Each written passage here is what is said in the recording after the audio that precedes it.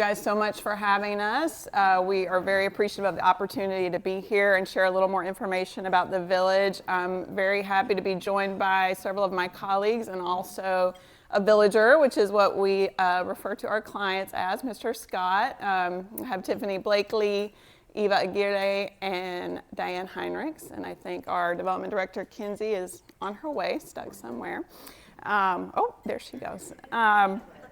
So I'm going to share a little bit about myself and then more importantly talk about the village and what it brings to the local community and region here. I think some of you may be familiar, know a little bit, others not so much, but we really have a very special place right in the heart of Kingwood serving the Northeast Houston region, and we would love for you all to be a bigger part of that.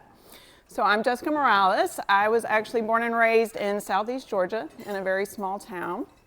My mom was a social worker, my dad was a veterinarian, so both caring professions. And I decided probably around high school that I wanted to do something that was helping, but in a way that felt more strategic or business-like, I guess. So I really went into college knowing I wanted to go into the nonprofit sector, which is a little bit unusual, especially back then, and ended up of course, getting my undergraduate and also my master's degree in public administration with a concentration in nonprofit leadership.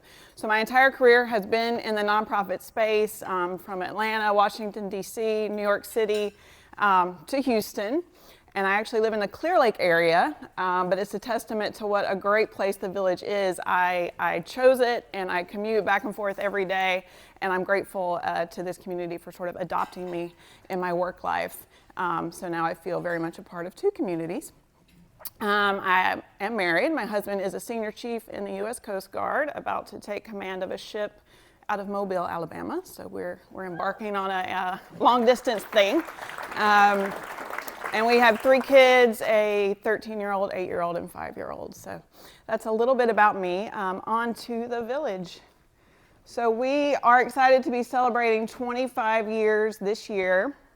We were founded in 2000 by a small group of families who had children who were in the public school system, and we're realizing what's going to happen after our children leave the school system and the structure and support that the special education system provides. And they saw that at that time in 2000 there really was nothing in this area, so they said, you know what, we're going to start it for ourselves. So from that time, a small program that was in that strip mall with Union Kitchen right off of 59 has grown into what we are today, which is a very complex, multifaceted organization with many programs and services supporting adults with intellectual and developmental disabilities. A little bit more about the village. So we're really here to serve those adults with intellectual developmental disabilities, or IDD as I'll refer to it. Right now we have 180 plus clients, over 60 staff. We're about a $5 million organization and 350 or more volunteers annually. So really a sizable operation and still growing, and we know the need is even beyond that. I wanted to talk a little bit about IDD. I think sometimes you hear special needs or disabilities, but maybe don't quite understand what that's defined as. It is a condition that starts at birth, so this would be Down syndrome, autism spectrum disorder, cerebral palsy, spina bifida, Tourette syndrome, many others, but those are some of the more common. And they really never go away, so they're lifelong, which is really a huge part of where the village steps in. How many in the room have been affected by one of these conditions, either yourself or a close friend or family member, including autism, Down syndrome? So very many hands. So many of you may be familiar with what it feels like from a more personal level to either be a young parent or to know a young parent who's now faced with not only raising a child, but raising a child and an adult that has a condition that's always going to be there, and it's going to be a part of their lives. We don't know for sure why they're caused. Of course, chromosomal abnormalities, environmental influences, other factors, but they are lifelong. And in Texas, we are unfortunately ranked about 49 out of 50 in terms of state resources to support these families, especially in adulthood. So that puts even more emphasis on the nonprofit organizations to step in and fill that gap, which is what the village is doing. A little bit about our programs. We have a residential program with currently 4 homes out in the community.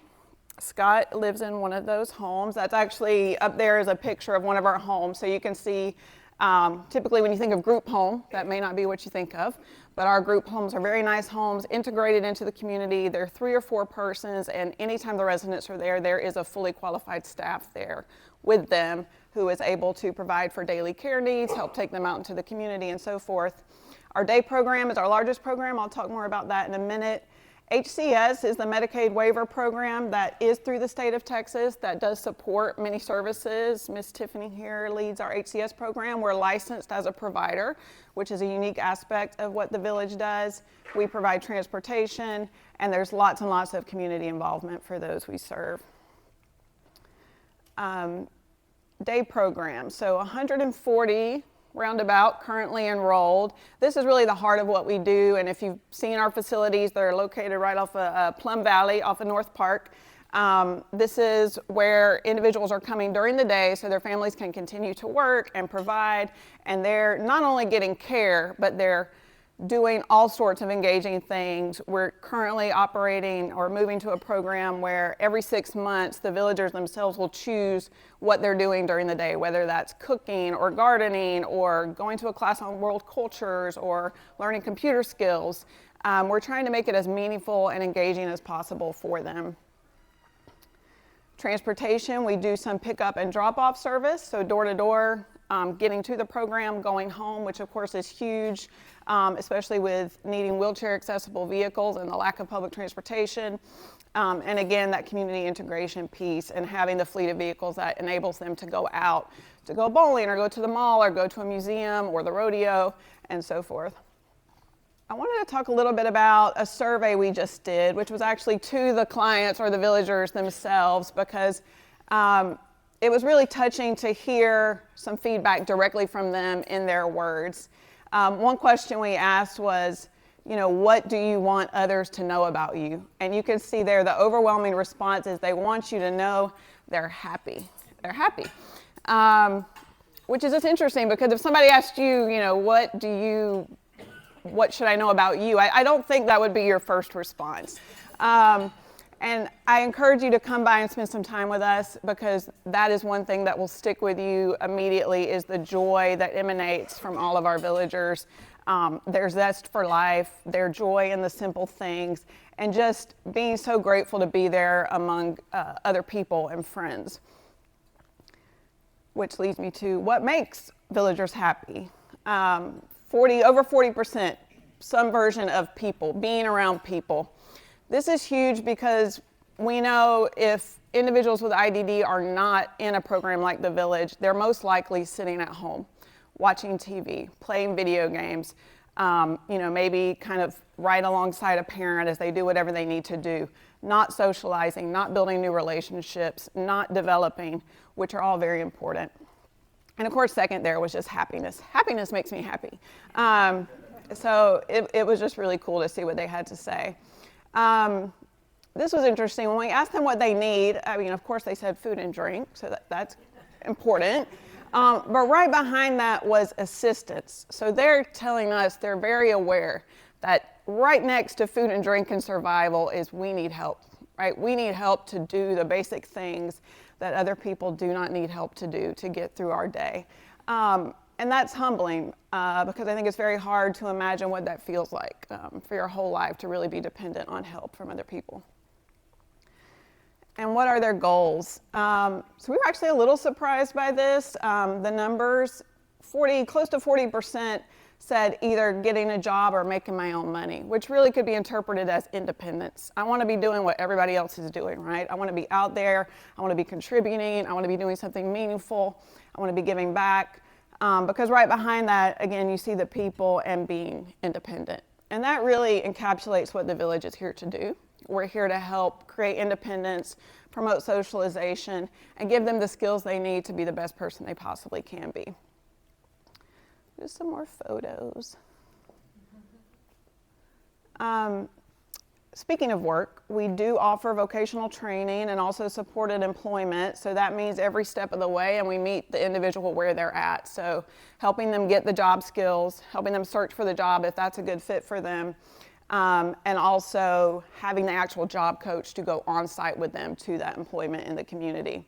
And these are just some examples of villagers who work actually at our organization at the village, including Scott, who is currently a receptionist, and villagers working out in the community. So Kroger, Kohl's, Showbiz Movies, J. Christopher's, Walgreens are a few of our employment partners, and always looking for more if any of you all are interested.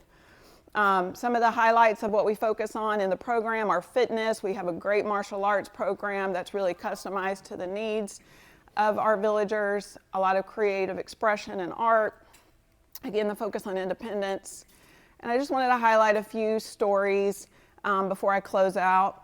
Clara has been in our martial arts program. She was totally reliant on a cane and a walker, and is now essentially free of those assistive devices because of the balance and confidence she's gained through the program. This is led in partnership with Battenberg's Martial Arts and Fitness, which many of you may be familiar with. They do a class Monday through Thursday in our program every single morning, and that is another great volunteer opportunity that's really hands-on if you'd like to get involved.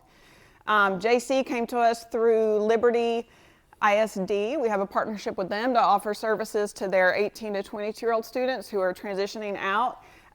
He started going through all of our vocational training, working in our thrift store, our cleaning crew, doing volunteer service out in the community, and he actually just got a job with the school district in their bus barn 2 days a week, and then he comes to our program the other days of the week.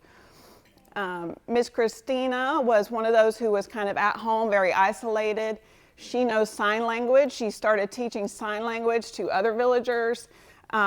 She performs sign language at the talent show we do annually, so she's just blossomed. She's actually in a relationship with another villager, just as happy as can be, and we're so glad to see her become more of who she always wanted to be. Mr. Luke, longtime villager, sports fanatic, encyclopedic knowledge about sports, finally just moved into one of our residential facilities, so he's living with his parents without his parents for the first time as of last month, so gaining that independence. And last but not least, Mr. Scott. You can see some of these photos that are clearly kind of older. Scott's been with us for many years. He used to do beautiful recaning of chairs, and I think still does a little bit, but he used to do it almost as like a micro enterprise. Now he's the receptionist for the village. Just an awesome guy, friendly face, always there to greet you. So stop by and Scott will welcome you in. Last but not least, ways to get involved, which I've touched on throughout the presentation. Obviously, volunteering can look many different ways. We have a thrift store where the proceeds go back to the village, always volunteer opportunities there, on program, on site, with the villagers in the classrooms doing activities, could be with a corporate group or individually, and also at our special events or doing things like landscaping, those types of projects as well. Many, many ways to donate. We do rely on charitable support, both through our special events, individual giving, foundation grants, that supplements what we don't get enough of through private pay or program revenue. A couple of things I know Ms. Kinsey wanted me to mention. We're going to do a Singo Bingo night in conjunction with our upcoming casino night on April 7th at the Brass Tap. So come out, just bring a bottle of wine or whiskey. That's going to be for our wine and whiskey pool at the event, or a $20 liquor store gift card. It'll be a lot of fun. Casino night itself, one of our big events coming up. We know Chamber Casino night was recently, so we're going to keep the party going, bring entertainment, another night of fun gaming at the Clubs of Kingwood on April 26th. Lots of sponsorship opportunities, tickets. We have entertainment. Some other cool things going on this year for our 25th anniversary, and the QR code is there. We can definitely get you information afterwards. And we have a save the date for our gala in fall, September 19th, with the Speakeasy theme, and that's our biggest event of the year. So thank you all. I tried to squeeze it all in there. Again, very grateful to be here. Thank you.